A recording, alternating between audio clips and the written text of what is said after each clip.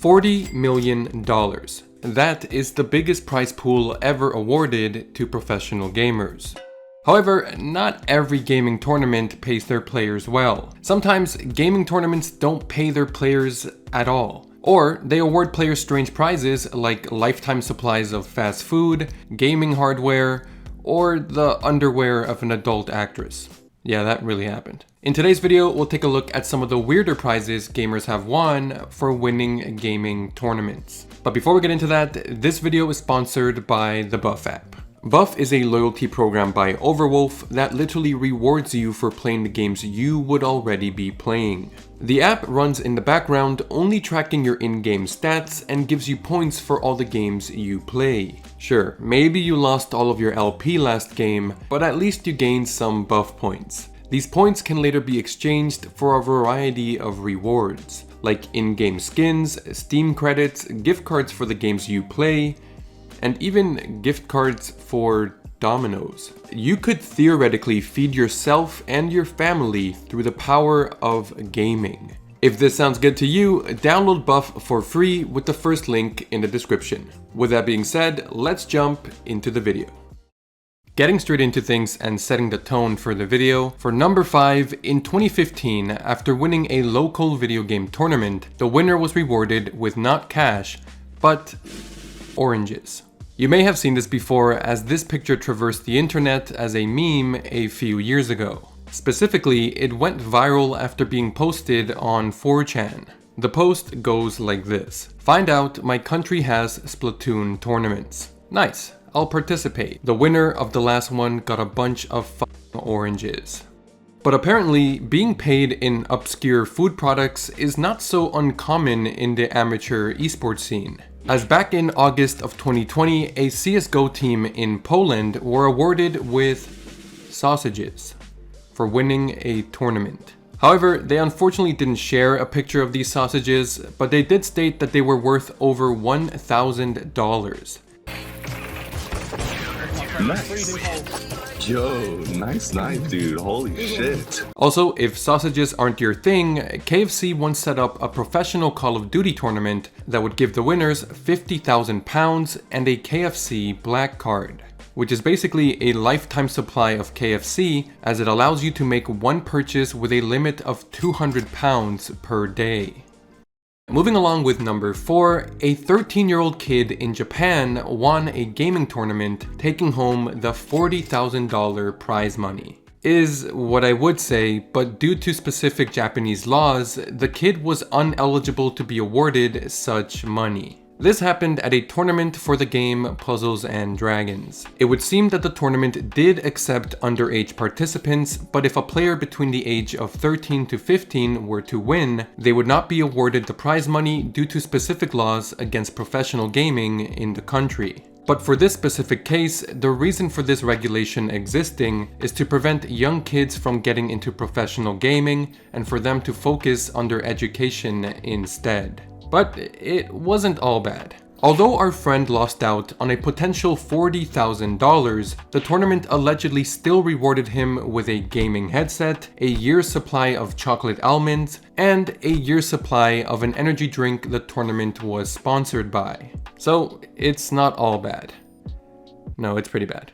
And these laws affect adult pro gamers as well. To participate and be paid in gaming tournaments, Japanese players need to have a special gaming license. These gaming licenses require players to follow specific rules and are only applicable to specific games. They also expire every 2 years. From what I found online, it seems that most people do not like this concept, and a popular Street Fighter player, Momochi, has actively protested these rules by simply not signing up for the license but still participating in tournaments. However, in 2019, he actually won a Street Fighter V tournament that would have awarded him $46,000, but instead, due to not having the license, he had to forfeit the prize money. I'm currently editing this video and I found that he did obtain the license a few months after this happened, which I understand. I imagine losing that kind of money over not having a license must be a terrible feeling. He didn't even get free chocolate almonds or anything. And backtracking to the young Puzzles and Dragons player, he was asked on Twitter about what he got since he didn't win, and he actually said, quote, "I got the honor instead of money." Which is pretty deep, but yeah, I would have preferred the money. Now, moving forward with number 3, I'll get through this quickly as it technically doesn't count. I'm talking about an all-female online CSGO tournament played in Singapore. And the prize here isn't weird at all. The first place team would take home $600. Pretty standard. But what is weird is what a player was willing to do to win said prize. The rules of the tournament required all players to be female and play with their camera on. However, this gamer was really in the need of that prize money. And despite being a man, he wore a wig and a face mask to try to disguise the fact that he was not actually a woman. And the reason we know about this story is because he was exposed and kicked from participating. In the pictures posted by the original poster, you can see a Discord chat in the background where someone is telling him to remove his face mask. I must admit, it was a funny idea. And it's actually happened in traditional sports too. Back in 2015, the Iranian female soccer team was called out for allegedly having 8 men playing on their team. But that's enough of that. Imagine watching real sports when you could watch other people play video games. Moving on with number 2 and 1, we cross into a kind of lewd and inappropriate territory. The following program is rated TV MA LSV. It contains strong language, sexual situations, and violence. Number 2, an adult website sponsors esports gaming event. This is kind of straightforward, but the company Nataku, a website that produces adult-themed anime games, took a step into the esports world in 2018. Their marketing manager said, quote, "By expanding into esports, Nataku will be able to meet the ongoing demands of our diverse community who have been asking for competitive adult games." Which, to this, I must say, I didn't know such demands existed. But anyway, let's get back on topic. Initially, to fund their esports project, Nataku teamed up with the adult website Yuki to sponsor their gaming events. But low-key, even though that sounds crazy, these tournaments were pretty legit. This initial event had a prize pool of $25,000. First place would take $15,000, and most importantly, a year's worth of premium membership to the adult website. I think I prefer the KFC one. By the way, it's relevant to mention that for some reason, Yuki has tried getting into esports many times. They've sponsored Overwatch teams and fighting game players in the past. They also tried getting into Pro League of Legends and CSGO, but these official leagues have rules against that sort of adult content.